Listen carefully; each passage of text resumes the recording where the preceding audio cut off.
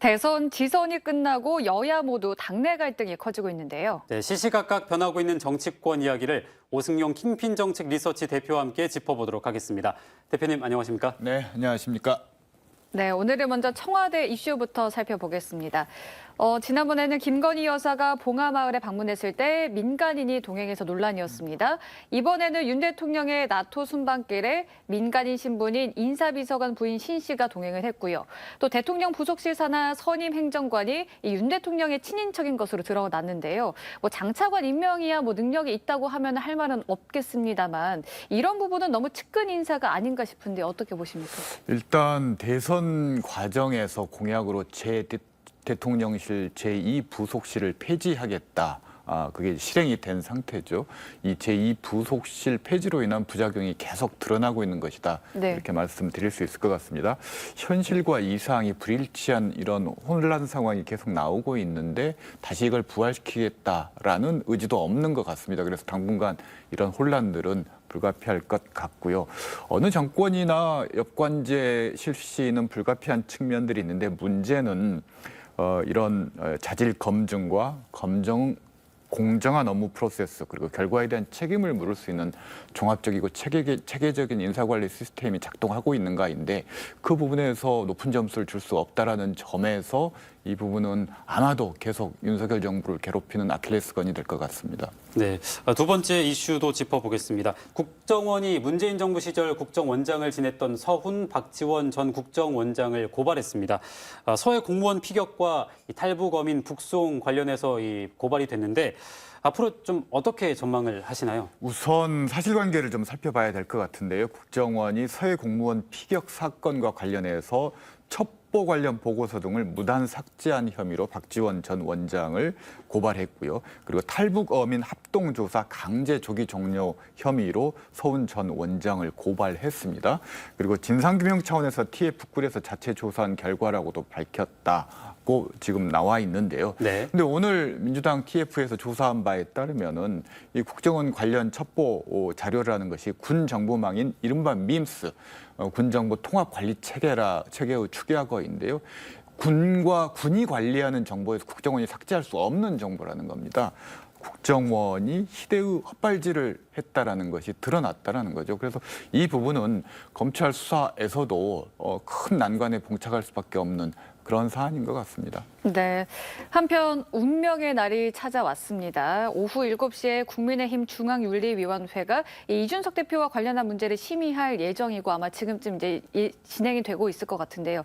대표님께서는 어떻게 전망하십니까? 진짜 운명의 날인데요. 둘 중 하나 가능성을 높게 점치고 있습니다. 우선 경고 결정이 나오는 경우인데 이 경우에는 다소간의 비판에도 불구하고 대표적 유지는 가능할 것 같습니다. 또 하나는 당원권 정지, 그 기간이 얼마일지는 알 수 없지만 당원권 정지 징계를 받게 되는 경우인데 이 경우에 다시 윤리 결정이 최고위에서 승인되는 과정, 즉 본인이 대표로 있는 최고위에서 승인되는 과정을 거쳐야 되는데 이 과정에서 과연 거부권을 행사할 것인가의 문제, 그리고 최고위에서 의결되면 법원의 윤리 결정과 최고위 의결에 대한 가처분 신청을 할 것이냐의 문제 등 여전한 쟁점들이 남아 있어서 오늘 전체적인 분위기는 징계를 내리는 쪽으로 결론이 날 가능성이 높다라는 데 의견이 일치하고 있는데 이것이 갈등의 종결이 아니라 새로운 갈등이 본격적으로 시작되는 결절점이 되는 거 아니냐라는 그런 목소리들이 많이 나오고 있습니다.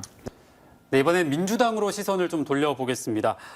민주당이 본격적인 당권 경쟁에 나서게 됐습니다. 대표와 최고위원 후보 등록이 이제 17일부터 이틀 동안 진행이 될 텐데 일단은 이재명 대 97세대로 좀 압축을 할 수 있을 것 같습니다. 관전 포인트를 좀 짚어주실까요? 우선 비대위와 전준희 간의 전당대 룰 관련한 갈등들을 어제 극복을 했습니다. 그래서 최종적으로 민주당 전당대 룰이 확정이 됐고요. 네. 이제 본격적으로 17일부터 후보 등록하면서 대표와 최고위원 선출하는 과정을 거치게 되는데 우선 대표의 경우에는 사실상 이재명 의원의 출마가 확실시되는 상황에서 어대명이라는 말이 나올 정도로 어차피 민주당 대표는 이재명 의원이 유력하기 때문에 사실상 경쟁자가 없는 상황이라고 할 수 있을 것 같고 네. 이를 반영하듯이 대표 출마를 선언했던 의원들도 최고위원 출마로 선회를 하고 있는 상황입니다. 최고위원 선거가 아마 불꽃 튀는 선거가 될 것 같은데요.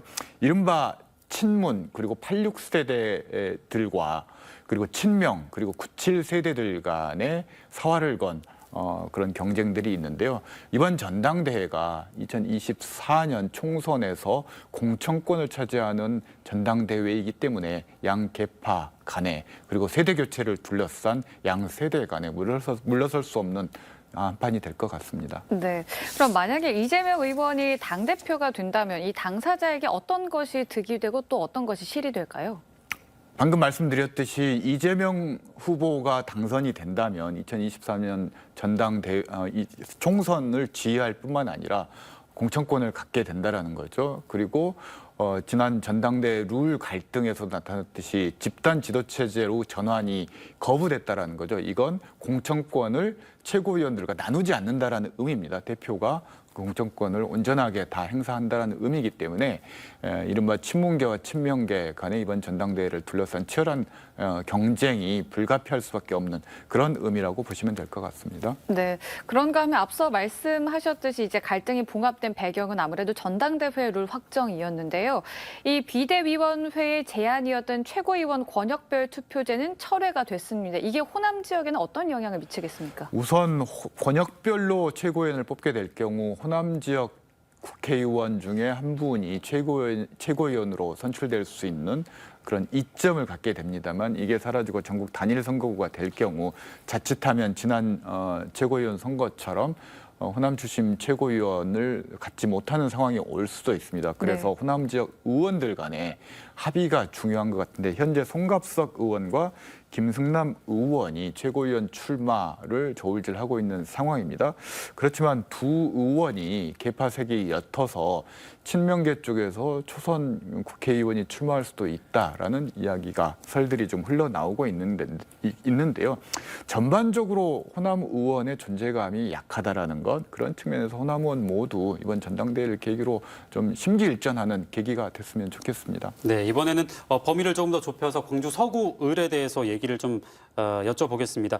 서구을 지역위원장 자리를 놓고 굉장히 치열하게 경쟁이 붙었는데 일단 경선으로 치러질 가능성이 높게 평가가 되고 있고요. 지금 4명의 후보가 맞붙었습니다. 4명의 후보가 지금 어떤 상황인가요? 일반적으로 지역위원장을 선출할 때 현역 국회의원이 있을 경우 현역 국회의원이 지역위원장을 맡는 것이 일반적인 관행입니다. 네. 그렇지만 이 4분 중에 한 분이 현역 국회의원임에도 불구하고 비례대표 당선자 출신이라는 겁니다. 비례대표 당선자가 민주당에 관례해서 비례대표 당선자가 호남 지역 지역구 지역위원장을 맡았던 전례가 없습니다. 이중특혜 논란에 휩싸일 수밖에 없기 때문인데요. 그래서 경선을 통해서 선출하는 방식이 검토되고 있습니다만 이 부분이 확실한 상황은 아닌 것 같습니다.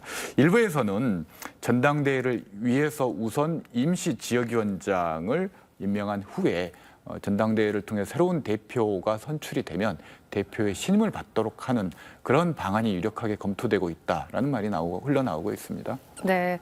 그럼 끝으로 이제 민선 8기가 본격적으로 시작이 됐는데요. 강기정 광주시장과 김영록 전남지사의 사업 추진 계획이나 비전 평가를 좀 해주시죠. 우선 강기정 시장은 빛나는 기회의 도시, 반도체, 배터리, AI 등의 신경제 지도를 만들겠다라고 강조를 했고요.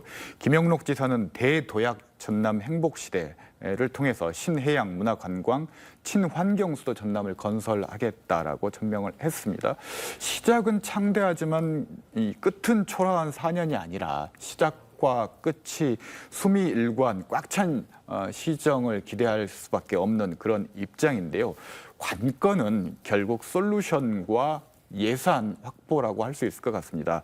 전라남도가 추경호 장관과 가까운 기재부 예산과장 출신의 박창환 정무부지사를 유임시킨 선택과 강기정 시장이 이 예산 관련 경험이 없는 김광진 부시장을 임명한 차이가 4년 후에 어떻게 드러날지 한번 지켜봐야 될 것 같습니다. 네, 알겠습니다. 오늘 여기까지 듣도록 하겠습니다. 오승용 킹핀 정책 리서치 대표와 함께 정치권 이야기 짚어봤습니다. 말씀 잘 들었습니다. 고맙습니다. 네, 감사합니다.